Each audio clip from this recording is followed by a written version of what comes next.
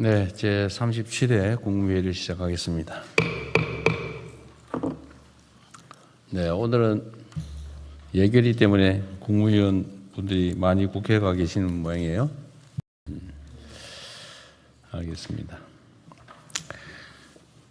균형 발전은 대한민국의 지속 가능한 발전과 우리 국민들의 삶의 질적 변화를 위해서 반드시 넘어야 할 관문입니다. 한편으로는 부동산 문제 등 수도권 집중에 따른 많은 문제들을 해결하는 길이기도 합니다. 대한민국이 가지고 있는 많은 문제 중에 가장 핵심적인 문제가 수도권 1극 체제입니다. 이 1극 체제를 극복하지 않으면 수도권은 미어터지고 지방은 소멸하는 그런 위험을 갖게 됩니다. 또 한편으로 지방에 사는 국민도 대한민국 국민이고 또 지방도 대한민국 국토입니다. 어느 지역에 살든 누구나 성장의 기회를 고루 누리고 또 지방의 성장이 대한민국의 도약을 견인할 수 있어야 합니다. 전국이 동반 발전하는 모두의 성장 시대를 우리가 반드시 이끌어내야 되겠습니다. 이를 위해서 중요한 것이 중앙과 지방정부의 긴밀한 협력과 연대입니다. 균형 발전의 성공은 중앙정부 혼자의 힘만으로는 어렵습니다. 중앙과 지방정부가 굳건한 원팀이 되어 대한민국의 더 나은 미래를 개척하는 데 힘을 모아야 되겠습니다. 그 과정에서 지방정부는 지역의 이해관계를 넘어 국가 전체의 관점에서 해법을 찾고 또 중앙정부는 적극적인 지원을 통해 지방이 주도하는 국토 대전환을 든든하게 뒷받침해야 할 것입니다. 수도권 1극 체제를 구조적으로 재편하고 또 지방별로 새로운 성장축을 만들려면 보다 과감하고 거시적인 접근도 필요합니다. 이를 실현하기 위한 중장기 국가 전략 마련에 속도를 내겠습니다. 지방이 성장해야 대한민국이 더 나은 내일을 맞이하게 될 것입니다. 요즘 이제 예산 처리죠. 관련해서 한 말씀 드리겠습니다. 인공지능 대전환으로 반도체 등 첨단 산업이 빠르게 성장하면서 우리 경제도 이전과는 전혀 다른 여건을 맞이하고 있습니다. 산업 대전환이 만들 기회를 잘 활용해 국민 삶의 실질적인 도약을 이끌어내야 합니다. 특히 늘어난 재정 여력을 미래에 더 많은 열매를 수확하기 위한 씨앗으로 우리가 확실하게 삼아서 생산적 재정 전략으로 우리가 전환해야 되겠습니다. 지금은 눈앞에 재정 수치 관리에 매몰되는 우를 범할 때가 아닙니다. 소중한 미래 재원을 보다 효율적이고 또 생산적인 분야에 투입해서 지금의 10,000원을 내일은 10만 원, 또 그 후에는 100만 원으로 키우는 그런 지혜가 필요합니다. 정부는 불효불급한 예산은 과감하게 조정해서 재정의 건실한 운영을 도모해야 합니다. 그와 동시에 초격차 성장 촉진, 또 K자형 양극화 완화, 균형 발전, 인재 개발, 청년 미래 사다리 구축 등 핵심 국가과제 해결에 방점을 두고 예산안 편성을 잘 마무리해 주시기 바랍니다. 예산안 제출 이후에 국회나 또 우리 국민 여러분의 합리적인 대안에 대해서는 열린 자세로 검토해 주기 바랍니다. 어떤 기사들 가끔씩 보면 정부 정책이 국회의 의견을 받아들여서 수정을 하면 오락가락 비난하고 또 국회와 합의가 잘 안 돼서 하면 일방적이라고 하고 앞으로 가도 비난, 뒤로 가도 비난, 서 있어도 비난, 앉아도 비난, 누우면 누웠다고 비난, 이런 경우가 있는데 거기에 너무 연연할 필요가 없습니다. 정책이란 당연히 정부가 안을 내고 또 국회가 심의해서 국회가 최종적으로 결정하는 것입니다. 물론 뭐 정부가 최선의 안을 만들어 당연히 내야 되겠죠. 그러나 그게 국회 심의 과정에서 변경된다고 해서 너무 그 자체에 흔들리지 않으면 좋겠습니다. 내년 예산이 모두의 성장을 위한 마중물이 될 수 있도록 모두가 함께 힘을 모아주시기를 당부드립니다. 현재 세계 각국은 미래 산업의 주도권 확보를 위해 국가 역량을 총동원한 총성 없는 경쟁을 벌이고 있습니다. 그 과정에서 산업 스파이나 해킹 등을 동원하는 불법 사례들도 끊이지 않습니다. 실제로 최근 한 외국 기업이 국내 기업을 상대로 반도체 기술 탈취를 시도했다는 취지의 법정 지원이 나오기도 했습니다. 국가와 기업이 수십 년에 걸쳐서 엄청난 비용을 들여 어렵게 축적한 기술과 노하우가 외부로 유출되게 되면 순식간에 산업 전체 생태계에 심각한 피해를 입게 됩니다. 기술 안보는 국가의 산업 경제를 떠받치는 근간이라는 측면에서 더욱 철저한 대비에 나서야 되겠습니다. 다음 달부터는 해외 기술 유출 범죄에 대한 처벌이 한층 강화됩니다.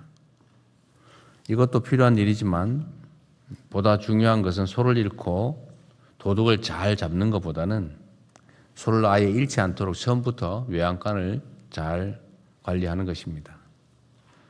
국정원과 경찰을 비롯한 관계기관은 핵심 산업기술 보호가 곧 국가안보다라는 자세로 대응 체계를 철저하게 확립해 주기 바랍니다. 기관 간의 정보 공유와 함께 공조체제도 물샐 틈 없이 구축해야 합니다. 국민과 기업들이 오랜 시간 피땀 흘려 일군 국가 핵심 기술이 대한민국의 지속적 성장을 견인할 수 있도록 기술 안보에 한치의 빈틈도 허용해서는 안 되겠습니다.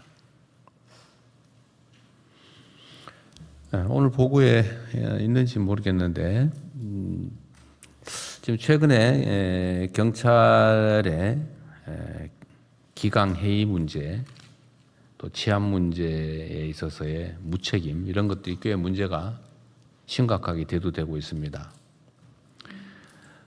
사실 그 경찰들의 이 문제는 뭐 어제 오늘의 일은 아닙니다. 워낙 숫자가 많다 보니까 가지 많은 나무에 바람 잘 날 없다고 여러 군데서 이런 문제들이 생겨날 수 있습니다. 그 문제들을 최소화하기 위한 노력도 끊임없이 계속돼야 되겠고 또 그와 같은 문제를 해결하기 위한 시스템 정비도 사실 좀 필요합니다.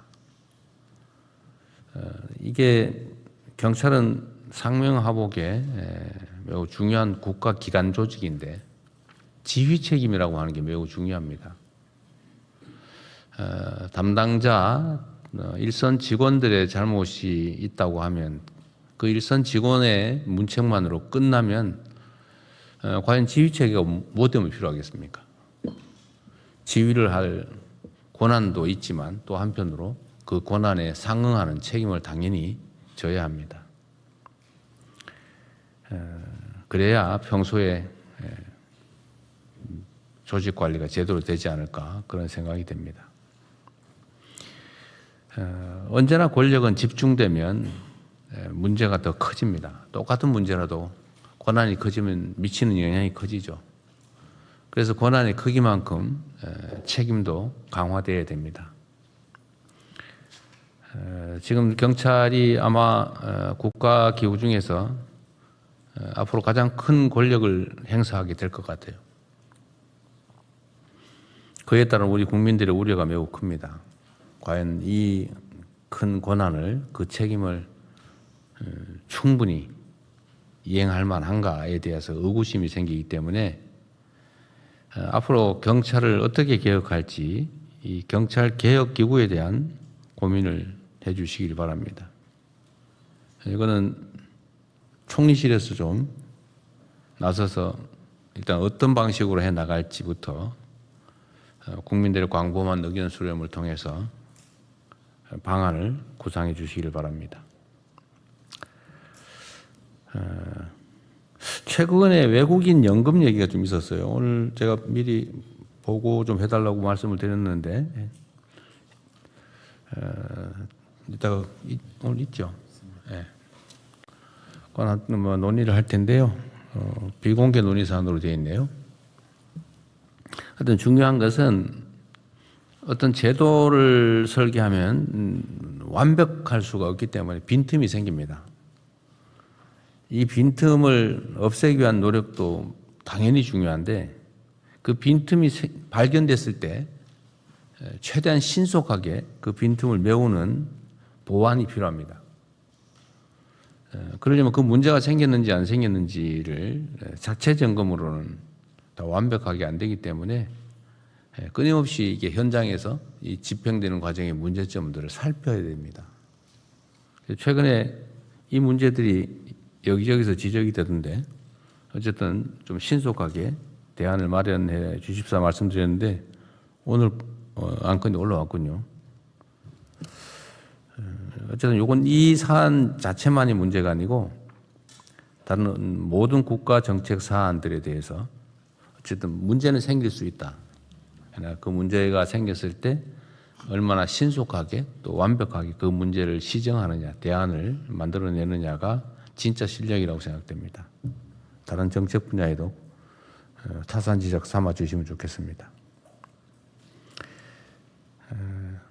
촉법소년 그 연령 좀 하향 문제도 너무 오래 지연되는 것 같아서 신속하게 결론을 냈으면 좋겠습니다.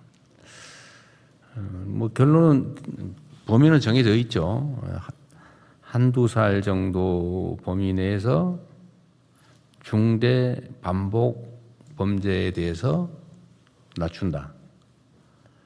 이 점에 대해서 우리 국민들의 의견이 어떠신지도 한번 다시 스크린 해본 다음에 좀 조기에 정리를 하고 입법했으면 좋겠습니다.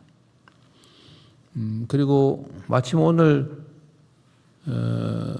시도지사 협의회장이 선출되셔가지고 오늘 우리 박찬대 인천시장께서 출석을 처음으로 해주셨는데 마침 오늘 국가 균형 성장, 균형 발전 얘기도 하는 판에 잘 오셨습니다. 당선을 축하드리고 아주 짧은 인사 말씀을 듣도록 하겠습니다. 아주 짧은. 네. 예, 존경하는 대통령님 그리고 국무위원 여러분, 네, 대한민국 시도지사 협의회장 박찬대 인천시장입니다. 배석자인 저한테 이렇게 발언 기회 주신 대통령님의 세심한 배려에 감사를 드립니다. 수도권 1급 체제를 탈피해서 전 국토의 균형 발전의 대전환을 이뤄내야 되는 시대적 소명에 직면하고 있습니다. 하지만 이 자리에 오면서 수도권의 일원인 인천광역시장 박찬대와 전국의 시도지사 협의회장인 박찬대 사이에 두 개의 역할을 얼마나 균형 있게 잘 해내야 될지 상당한 부담감이 있습니다. 각 지역이 갖고 있는 고민을 이재명 정부가 국정에 잘 녹여낼 수 있도록 돕는 것이 저한테 주어진 사명이라고 생각됩니다. 실질적으로 도움이 되는 현장의 제언들을 부지런히 전해 올리도록 그렇게 하겠습니다. 이재명 정부의 철학과 국정 방향을 깊이 새기고 돌아가서 정부의 좋은 정책들이 지역 현장 곳곳에 성공적으로 뿌리내릴 수 있도록 그렇게 노력하겠습니다. 언젠가 대통령님 말씀, 지자체장의 정책과 역할에 따라서 한계 상황에 내몰린 시민들의 삶과 목숨이 그대로 달려있다라는 말씀이 떠올려집니다. 열심히 참석해서 좋은 의견도 내고 그리고 현장에도 바로 전달될 수 있도록 함께 하겠습니다. 감사합니다. 네, 아주 짧진 않았는데 하여튼 의미 있는 말씀 감사드리고요. 인천시장이 아니라 지방광역정부협의회장이신 거죠? 네, 그렇습니다. 네. 꽤 많이 충돌할 겁니다. 예, 수도권과 지방에. 인천도 수도권이라서. 인천도 수도권인 서울과 경기 사이에 그렇죠. 예, 중간쯤에 약간 애매함이 있을 겁니다. 그때도 환영합니다. 회의 다음 진행하시죠. 예, 이후 회의는 경제부총리께서 진행해 주시겠습니다. 예, 제가 이후 순서는 진행하겠습니다. 먼저